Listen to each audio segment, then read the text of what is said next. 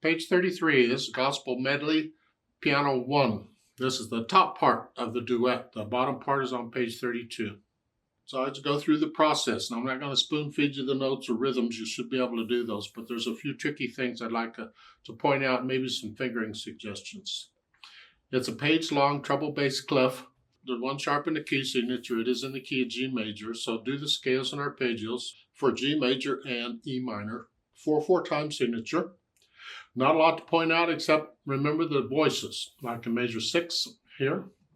You hold that down as you're playing that. Hold that down. And then come up. That's fine. Same kind of stuff we ran into on page 32. It's just you're higher up here. Measure 12, you're down here. Just hold this down. Now look out on measure 16. And then they stuck in a bass clef in the middle of the measure, so you can change clef signs anywhere. And that's just so they don't have to use so many ledger lines. So now your bass clef going into measure 17. And by the way, in measure 18, the whole note is the melody. That's what we want to hear. Okay. At the end, the last two measures, well, the last three measures, you're here, then you kind of come down to here, hold the whole note down, and then they want you to come here. It doesn't work very well. So I'm going to come back to that last measure. Right now, leave out that one note. Just come down, just play that. Leave out that low note here for now. We'll deal with that a little later. I want to connect these with the hands. Left hand, well, no big deal. Assuming you can do the rhythm okay. It's the last two measures. And the left hand is here. You just have this. I'm going to have the left hand play that low D that's in the upper staff. Because it's there. Because you're playing it in the third to the last measure at 2. But then I can use second or little finger. And then I'm ready to, I can do that. I can help the right hand out here. I can do that. I can play that note with the left hand.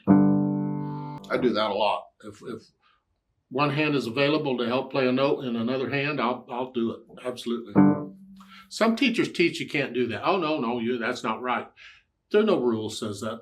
That note could have easily been printed in the bottom staff. But so, yeah, just do it.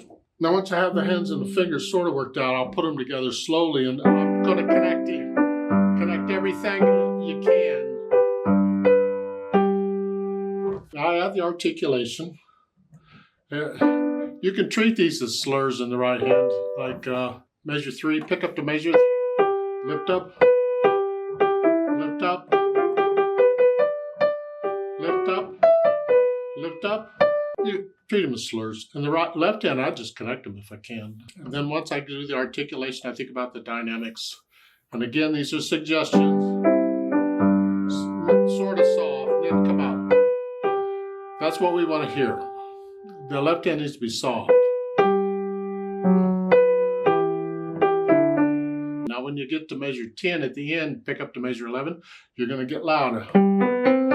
Here, the left hand needs to be in the background.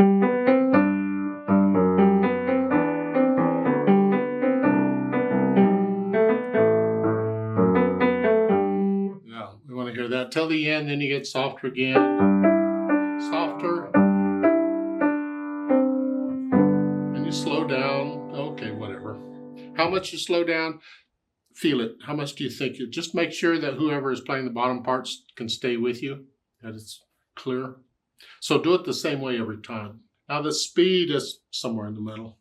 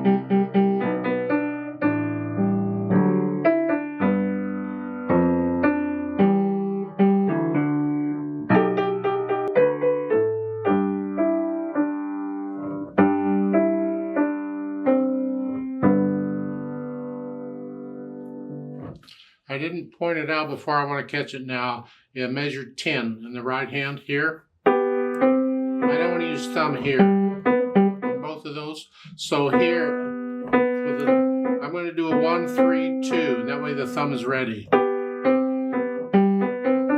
way we're ready. We're not jumping around.